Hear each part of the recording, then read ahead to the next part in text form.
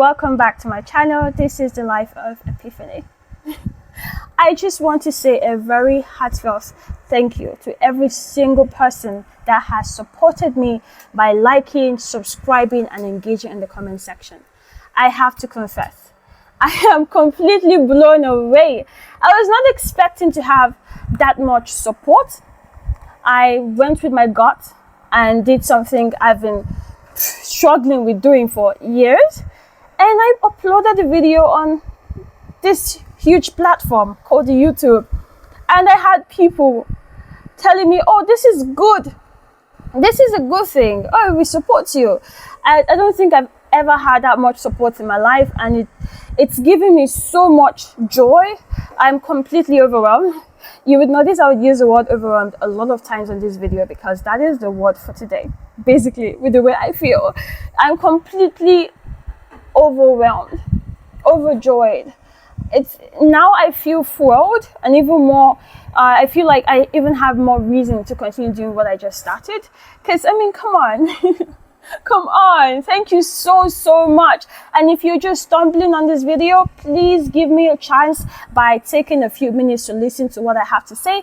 And if it's something that you relate with, you can then engage by supporting me, liking, subscribing, and also leaving comments in the comment section. Welcome to the Life of Epiphany. Today is a special day for me.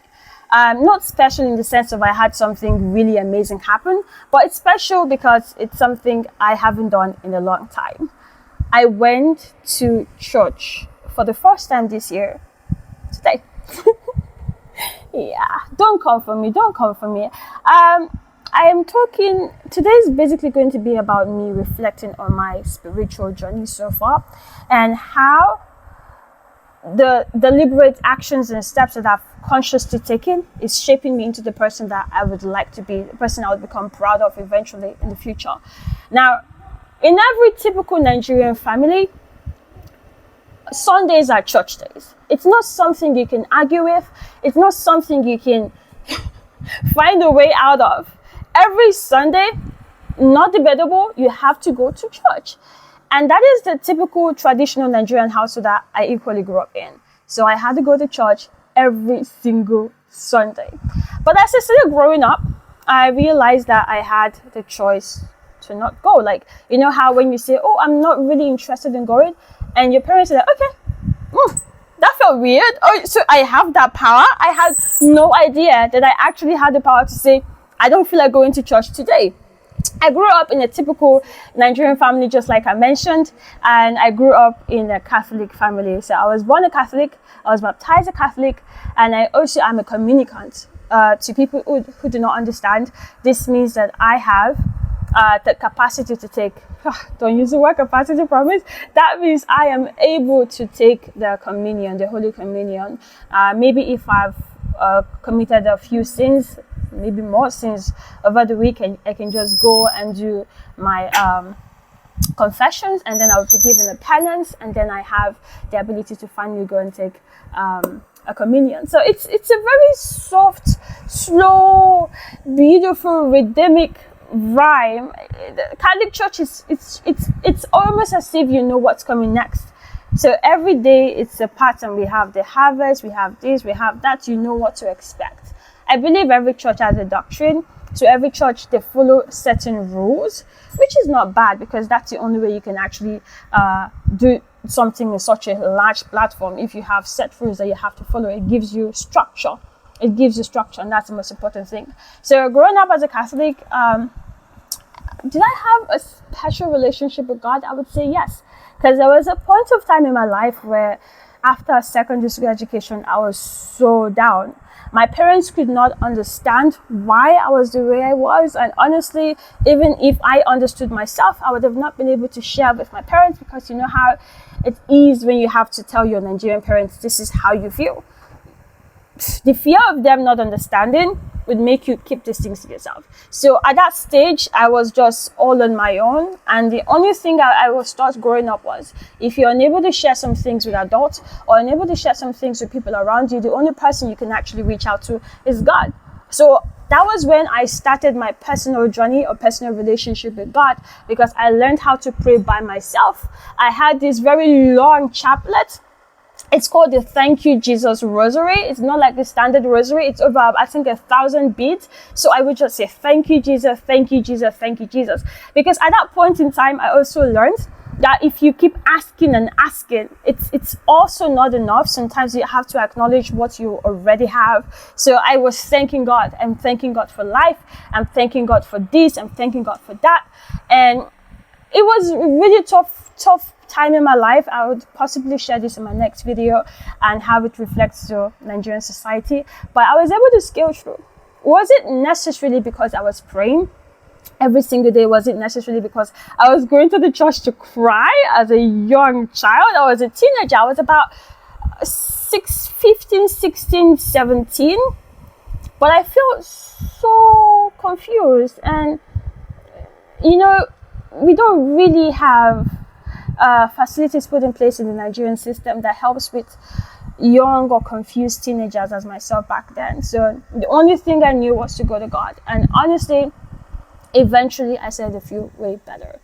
But my spiritual journey, or the fact that I had to go to church, to stop going to church, when I realized that I could say, I don't feel like going to church, and my parents did not shout at me or scold me, rebuff me, it gave me so much confidence. I felt like, oh, I am finally an adult. Because I remember I used to have this back and forth tussle with my parents the moment I clocked 18. I'm an adult. I said to believe everything an adult should do, I should also have a chance to do the same thing.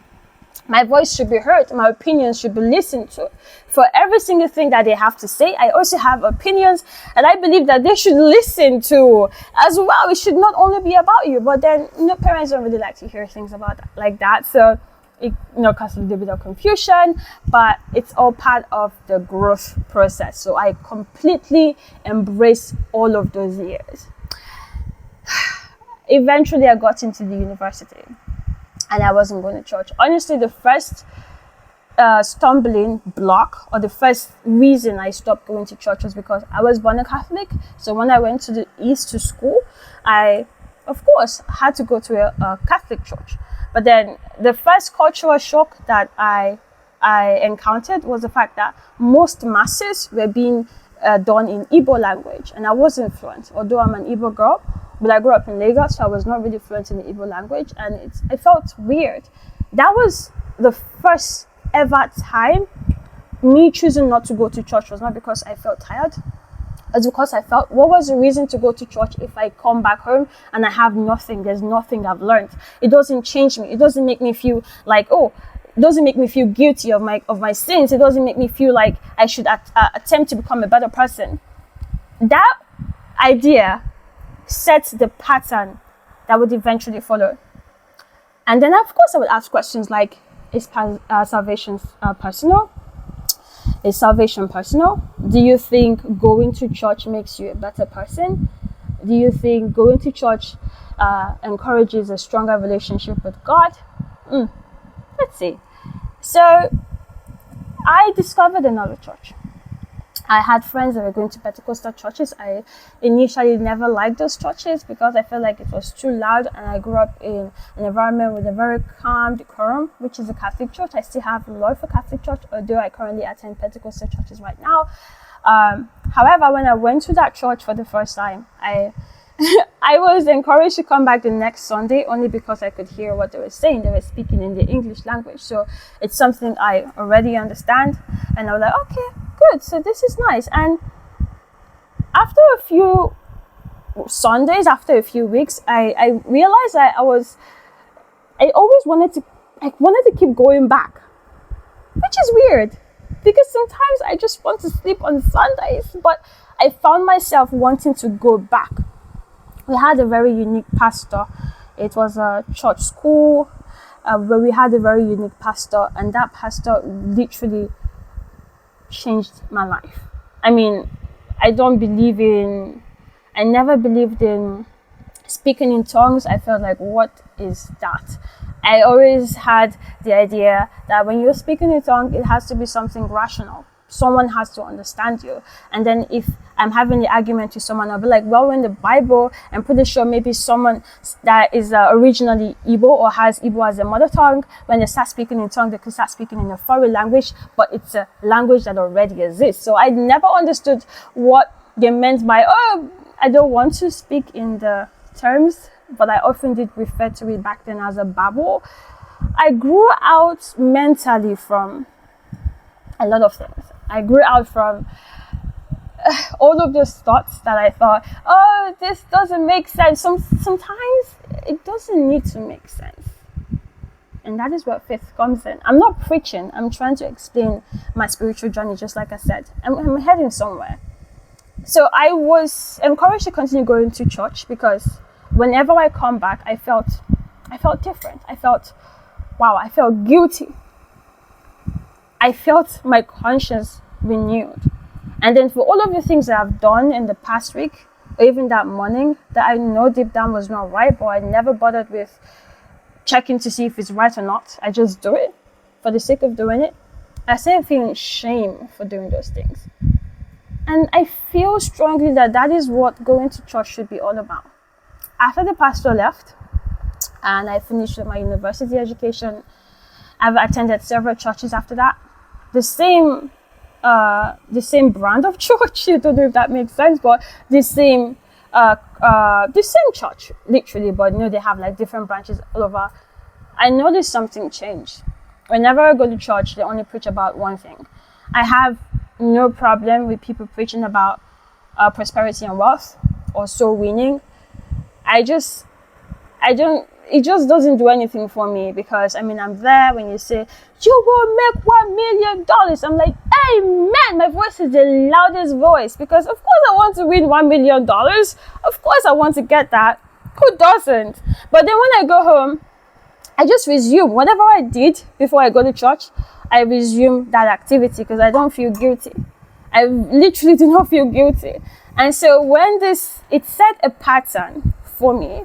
First with going to the east and not finding a church that was actually speaking only Igbo, not understanding what was preached, and going back home to nothing, set a pattern to go into a church that with a pastor that was speaking so much into my life that made me feel encouraged to continue to go back to church.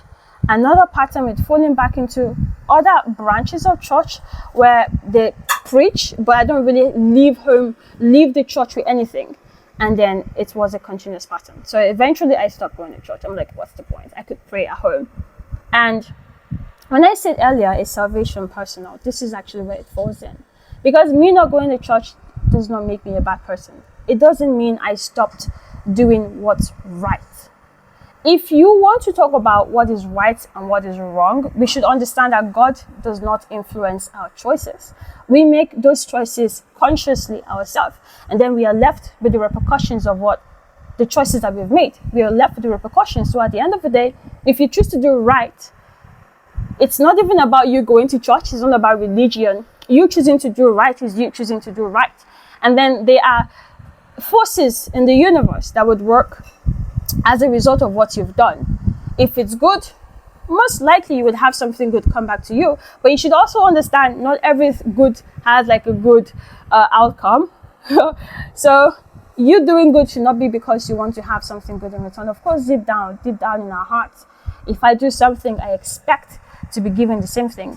I do genuinely expect that if I do good, I should get good in return. But I'm also open-minded to the fact that if it doesn't come, it's okay. It doesn't change the fact that I've done what I intended to do, and I'm proud of it. Right? So salvation is personal for me, because I've been at home all this while. I barely go to church. This is a Sunday, right? This is the 30th of April 2023, and this is the first day I've gone to church this year. I went to a bigger church this time with a bigger branch in Abuja, because I currently reside in Abuja, and I did live with something. I left with the concept of faith that I found pretty interesting. I like when I go to a church and they don't just preach, they minister. They educate you. I like to feel educated. I like to live filled. I don't like to live empty. I'm not an empty vessel. I know, yes, I would have wealth. I know, yes, I have to win souls. I know, yes, there's the evangelism unit as well. But I need to leave feeling like something has changed in my life. I need to leave feeling like I need to do better in life, because I've been given words of encouragement. I've been given good advice that I could actually live my life by. That is what church is for me. During all those periods where I was at home, I fell back on the things that made my spiritual journey even more special. I would do the daily devotionals. I have an app on my phone, a daily devotionals app. I would read it every morning. Though it has the evening version as well, but I never read it in the evening. Some days when I'm tired, I would always try to I would always try to say the Lord's Prayer at least, because I think it's one prayer that's complete. It has everything you need in one. So yeah. And then when I'm praying, of course, the standard, asking God for forgiveness of sins. But I don't think going to church makes someone a better person. I honestly do not think it makes anyone a better person. You make your choices. You decide who you want to become. And those choices skyrocket. And they also create a pattern as to how your life would become, or as to how you have influenced the people around you. I know people, I'm not going to judge, but then sometimes you have to say the truth. I know some people that go to church, and back then when I wasn't going to church, they would be like, oh, you don't go to church, oh, you don't go to church. Okay, you don't go to church, uncle. Why are you doing the same thing I'm doing? You're even doing worse. I know that's not the right thing to say, but I mean, come on. Stop it with the judgment already. And you should also understand that not everyone needs to go to church. There are different other religions. I try to remove myself completely from religion, because I feel like it's a classification. It's a category. If you have a relationship with God, or you have a relationship with whatever you believe in that makes you an upright individual in the society, to the people that you love, to the people that love you, then that's the best thing. There are other religions there. So if you are deciding, and also don't forget, there is a very thin line between a religion and a cult. You can see that in so many cases. It's happening all around the world. I recently saw a post where in, I think, Kenya, the pastor asked his members to starve themselves to death. And it's so weird how people could be easily vulnerable. You expect that is so ridiculous. No one would ever fall a trap. Understand, when you are involved in a cult, the major key thing that they use to get their members to stay is brainwashing. I don't know how brainwashing works. I like to think it can never work on me. But then I also have to make conscious decisions or conscious actions to stay away from the places or the environments that would actually make me fall prey to these people. So I strongly do believe salvation is personal. I believe you can be at home and still have a strong relationship with God. However, from going to church today and making this video right now, I can tell you one thing that's eminent. And it's the fact that when you go to church, it renews you. So you already have this idea. You already know what's good. You already know what's bad. And you stick to all of these things. But then if you don't have something fueling you every now and then, renewing you, giving you new wisdom. It's just like when you use retinol on your skin. It causes for skin renewal, and then you have a better skin. Your skin is clearer.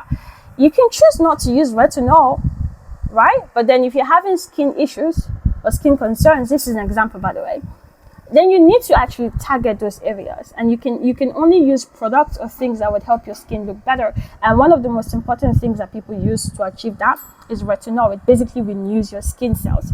It's the same thing with going to church or listening to the gospel, or listening to the gospel, or praying or praising. It prevents you from going astray. I mean, you already know what's right. It's already inside of you. You're already doing it, which is good. Kudos, my dear. But then when you go to church, it renews you. Now, me saying, oh, going to church renews you, doesn't mean, next Sunday, I'm going to go to church. Well, honestly, to be honest, I don't know. But I know that because I believe salvation is personal, and because I know that doing the right thing is key, I would always endeavor to do right regardless. There are certain things that I've had to live my life by that kept me on track. I'm not there. I'm not there yet, but I'm continuously working towards becoming the better version of myself. For example, let's talk about affirmations and manifestations, right? Affirmations are positive statements. Manifestations is you saying something you want to happen. I'm a huge believer of manifestations and affirmations. And all of these things are also, they're all entangled in the same structure. So manifestations, affirmations, gratitude. Sometimes when I find myself in situations where I'm hurting, it's almost tempting to say, why me? But if not me, who? I feel the only time I would have the right to say why me in any situation is if I can actually point out someone else that I would want to replace my plight. So if I cannot genuinely point out anyone I would wish my plight, then I always refrain from saying why me. I try to be very gracious. I try to be thankful in every situation I find myself in. It's very hard, it's very difficult, it is, but I always say, well, it could be worse. And so if it's a situation I can manage at this very point in time, then maybe it's something that I was given, because I don't like saying this. I really don't. I really do not. But I had to allow myself embrace some things that I do not understand. Yes, I do. So salvation for me is very personal. Going to church or not going to church doesn't change the fact that I would continuously work towards becoming a better individual for myself, for my family, for my loved ones, and even for the community, for Nigeria, because I'm a Nigerian, and also for the world at large as well. I try to affirm, and I think it's something everyone should also do as well. Manifest things into your life. Look in the mirror. If you have things that bother you, flaws, people take manifestation to the extreme, just like in the church section, they will say radical for Jesus. People take manifestation to the extreme. They say, oh, I'm beautiful, I'm tall, I'm amazing, I'm perfect. Even though you see the things that you're currently affirming or you're currently manifesting to be better, you see them in yourself as a flaw, you see them in yourself as something that's negative, you can actually still profess positivity into it. It's your life. Understand something, that this is your life. And even if you go to a pastor and say, Pastor, pray for me, pastor could only do one part. You still have to do the rest. And personally, what I do, or what I'm trying to do, is I do my devotionals, because I always try to start the day with God regardless. I try to do manifestations. My favorite manifestation I saw on TikTok is, I am lucky everything is working out for me. I'm lucky everything will work out for me. It's such a powerful manifestation. It sounds like an affirmation, like a statement, but it's something that you're also bringing into your life. I am lucky. I like to also add a tweak to say I'm lucky and blessed, because remember when Nicki Minaj says, no, I'm not lucky, I'm blessed. Yes. So I always think I am lucky and I am blessed. This thing I'm having right now, I deserve to have it. If I'm being lucky at this very moment, if I'm having something that's working for me, it's because I deserve to have it. Everyone has a time in the universe, and it's my time. I would really employ for all of you, if you are battling the same things I'm battling, being confused as to your spiritual journey, I would encourage you to try to do manifestations, have affirmations, be gracious, have gratitude spirit. If you can go to church, but I honestly do not think it's something that a person has to do all the time before they can be good individuals. But just like I said, it renews your spirit and prepares you for the new week. So I would definitely encourage that as well. But if you cannot, then okay. If you're a Muslim, you can go to the mosque, fine. If you're someone who doesn't go to church and you prefer to practice other things that you feel makes you a better person in the community, fine. The most important thing is becoming a good person. Not everyone can be good, but the world is so hard. Don't make it harder. Be kind to people. Be kind to people. It's important. It's not easy, trust me, because it's almost it's like a snap of the finger. You can just easily react to things and then you start judging yourself at the end of the day. Why did I say this? Oh God, I lost control. It's quite natural to lose control. That's the reason why you should also cultivate the habit of being sorry and being genuinely sorry. If you hurt someone, you should genuinely seek out that person to say, I'm sorry I hurt you. Not if I, did you hurt the person? It doesn't even matter what you feel. If the person feels hurt because of the things you said to them, I feel it's your duty to apologize to that person to set things right. The world is very difficult. Don't make it harder. Okay? So, affirm, manifest, have the spirit of gratitude, be grateful for the things you have. And I feel like being grateful actually helps or improves the future. So if you're grateful for the things you have now, this is my belief, by the way. So all of these things I'm saying the disclaimer at the end of this video, but it is my belief and I'm just sharing it because, just like I said in my first video, it's my journey and I would like to share with all of you. So I feel like having the spirit of gratitude or being grateful for things you have helps to make the things you don't have appear. It sets your mind and creates a better place for the things that you're yet to have. So when you come, oh wow, lucky you. So that's it. I would want to leave you with an amazing quote, but I think I've already said it before. I would encourage you to go into your bedroom. If you don't have a big mirror in your bedroom, that's fine. Get a little mirror or go out to look out the window, the reflection, just see yourself.